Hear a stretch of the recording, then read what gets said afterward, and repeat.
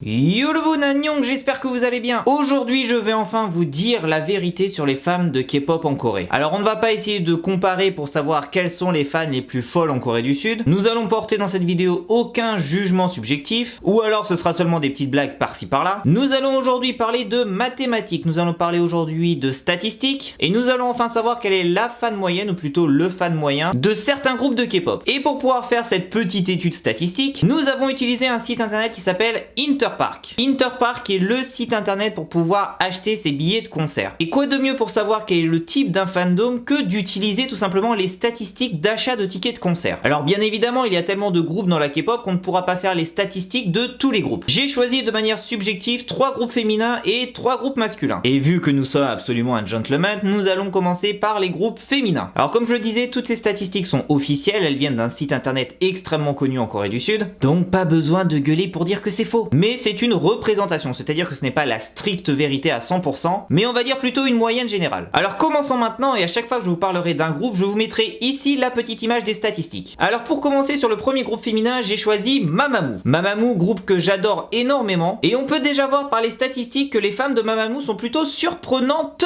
Et oui, puisque la plupart des fans de Mamamoo sont de jeunes demoiselles. Dans le concert par exemple en 2017 de Mamamoo, il y avait 76% de jeunes demoiselles et 24% de jeunes garçons. Ce qui est quand même assez surprenant pour un groupe féminin. Vous verrez après que les statistiques changent un peu avec d'autres groupes féminins. Qu'est-ce que l'on peut voir également? Eh bien on peut voir que le groupe Mamamoo est absolument adoré par les 20-30 ans. Plus de la moitié des personnes qui sont allées au concert avaient plus de 20 ans. Alors est-ce que c'est par rapport à l'âge des membres de Mamamoo? Est-ce que c'est par rapport à la musique qu'elles font? Ça c'est une autre histoire. Mais statistiquement, plus de la moitié des personnes qui sont allées à ce concert-là avaient plus de 20 ans. Et la deuxième population la plus présente sont les personnes entre 10 et 20 ans. On continue avec un concert, un showcase de Momoland. Momoland, groupe complètement différent de Mamamoo. Et là, vous voyez bien que les statistiques sont complètement différentes. Déjà, dans un concert de Momoland, il y a une majorité de garçons. Ça gueule, la voix est virile, et il représente 2/3 des personnes qui sont allées au concert. Donc c'est complètement différent de Mamamoo. Peut-être parce que c'est un autre style de musique, peut-être parce que l'image qu'elle dégage est différente. On peut voir également, et ça c'est assez surprenant, que les personnes entre 30 et 40 ans sont vraiment représentées. Ils sont 24,4% chez Momoland alors qu'ils étaient de moins de 10% pour les Mamamoo. Donc là je pense que c'est plutôt des hommes employés, voilà, qui sont assez attirés par l'attirance de ces jeunes demoiselles. Mais ce n'est qu'une supposition bien évidemment. Et là en revanche les personnes entre 10 et 20 ans représentent la troisième population du concert. Allons voir maintenant peut-être le plus gros groupe féminin avec Twice. Alors pour Twice on a des statistiques de 2018 qui datent de seulement quelques mois. Et là on voit également que Twice sont représentés par les hommes. Enfin plutôt que les fans de Twice sont représentés par les hommes. Ils sont 75% à avoir été au concert de Twice. Donc là on se rapproche plus de Momoland plutôt que de Mamamoo. On peut voir que la population entre 10 et 20 ans et la population entre 20 et 30 ans est plutôt similaire. Ils représentent à eux deux 70% de la population. Mais il reste quand même ces petits trentenaires qui viennent au concert pour, je pense, un peu mater de la jeunette. Ou peut-être pas, peut-être qu'ils adorent la musique. Mais on va dire qu'ils matent de la jeunette. Donc pour les groupes féminins on peut vraiment avoir deux types de fandom. On a des groupes de jeunes demoiselles qui rassemblent énormément de jeunes garçons. Je vous laisse débattre dans les commentaires pour savoir pourquoi ces jeunes demoiselles attirent autant de garçons, mais on a quand même de l'autre côté des groupes féminins qui attirent énormément de jeunes demoiselles. Donc il y a vraiment de tout. Maintenant passons chez les garçons. Alors je ne pouvais pas commencer la comparaison de groupes de garçons sans parler de Big Bang. Vu que j'utilise le site Interpark pour avoir des statistiques, on va commencer par le solo de Seungri. Seungri est allé faire un petit concert à Daegu. Et bien à Daegu il y avait 2/3 de jeunes demoiselles et 1/3 de jeunes garçons. Donc on va dire que c'est assez kiff-kiff. Alors ce qui est assez surprenant dans ces statistiques avec Seungri, c'est qu'il n'y avait aucun trentenaire. En tout cas pour les personnes qui ont acheté sur ce site internet, il n'y avait aucun trentenaire. C'était plutôt des personnes entre 20 et 30 ans pour la moitié. Et surtout, et ça c'est assez surprenant, il y avait des quarantenaires en masse. 1/3 des personnes au concert avaient plus de 40 ans. Alors je pense qu'on peut mettre dedans la longévité du groupe Big Bang, qui ont quand même démarré il y a plus de 12 ans. Mais 1/3 quand même c'est un chiffre énorme. Puis là on parle d'un chanteur en solo, on parle pas du groupe Big Bang en entier. Et souvent les quarantenaires en Corée du Sud préfèrent suivre des artistes solo plutôt que des groupes. Et les 10-20 ans représentent environ 17%. Donc ça c'est pour les chanteurs solo masculins, on va passer vers les groupes masculins. Et pour commencer les groupes masculins, c'est parti pour 101. Bon, je pense que beaucoup de personnes connaissent mon avis sur 101, mais ce n'est pas la question, on va parler de statistiques. Pour leur premier concert important de 101, qui s'est déroulé au mois d'août 2017, les jeunes demoiselles représentaient 94% de la population, ce qui est quand même assez différent de Seungri. Dans ces jeunes demoiselles, près de la moitié avaient entre 10 et 20 ans, qui ont dû, je pense, regarder énormément Produce 101, suivi par les personnes qui ont entre 20 et 30 ans, et ensuite des trentenaires qui veulent peut-être manger du petit jeune. 101 c'était vraiment la révélation de cette année, qui ont été pas mal traqués par les fans. Et surtout par les fans Sasseng, il faut l'avouer. Et pour terminer sur le dernier groupe masculin, on ne pouvait pas bien évidemment passer à côté de BTS. Pour les statistiques de BTS, on a pris vraiment leur dernier concert à Séoul. Le World Tour, bien évidemment, Love Yourself, qui vient de démarrer. Et bien pour un concert de BTS à Séoul, 95% des personnes présentes sont des jeunes demoiselles. Ce n'est pas surprenant, je pense. Ça ressemble à peu près à toutes les statistiques qu'il y a sur les groupes masculins. Il y a vraiment eu énormément de statistiques qui sont sorties aux alentours de 2016, mais vu que c'était pas mal ancien, je voulais vraiment rester sur 2017-2018. Parce que bon, les fandoms peuvent évoluer quand même en 2 ans. Donc sur les BTS, on reste quand même sur une population féminine. Et comme pour 101, la population la plus représentée sont les 10-20 ans. Elles sont présentes à 43%, suivies des personnes qui ont entre 20 et 30 ans, avec 32,8% quand même. Donc le fandom de BTS n'est pas si jeune que ça. Il le reste quand même avec la moitié qui ont entre 10 et 20 ans, mais on n'est pas dans la majorité comme on pourrait le penser. Donc je trouve ça hyper intéressant de voir à Séoul ce qui se passe, parce que là bien évidemment on parlait de statistiques seulement en Corée du Sud. Je ne parle pas de la notoriété et des fandoms à l'international, je parle vraiment des concerts à Séoul. La seule petite chose que l'on ne sait pas dans ces statistiques, c'est la nationalité des personnes qui vont voir des concerts. Parce que oui, à Séoul, ce n'est pas 100% des personnes qui sont coréennes qui vont voir des concerts. Il me semble, mais là je suis vraiment pas sûr à 100%, que dans certains concerts à Séoul, plus de la majorité des personnes qui y vont viennent de pays étrangers. Mais je voulais pas en parler dans cette vidéo car j'avais pas les statistiques sous les yeux. Mais je trouverais ça hyper intéressant de savoir est-ce que oui ou non à Séoul c'est une majorité de Coréens qui vont dans des concerts ou est-ce que c'est une majorité de personnes étrangères. Je sais qu'il y a déjà énormément de Japonais qui achètent leurs billets pour Séoul parce que c'est beaucoup moins cher que d'aller au Japon. Et je sais également qu'il y a beaucoup de personnes venant de Chine. Donc je pense que ça serait une statistique hyper intéressante, mais malheureusement c'est une statistique qui n'est pas prise en compte par les sites internet. Peut-être un jour on verra des statistiques pour vraiment se dire est-ce que les Coréens peuvent gueuler parce qu'il y a trop d'étrangers, comme on l'entend parfois sur Twitter ou autre sur les concerts à Paris, mais je peux vous assurer qu'en Corée du Sud ils gueulent parce qu'il y a beaucoup trop d'étrangers qui vont dans les concerts. Donc c'est un petit peu partout pareil. Voilà, j'espère que cette vidéo vous a plu. Si vous voulez avoir d'autres groupes avec d'autres statistiques, n'hésitez pas à me le dire dans les commentaires en lâchant un petit pouce bleu également. Moi je trouve ça hyper intéressant, ça peut peut-être faire fermer la bouche à certaines personnes. Et nous on se retrouve bien évidemment dans les prochains jours pour une nouvelle vidéo. Neil Tashiman Nayong,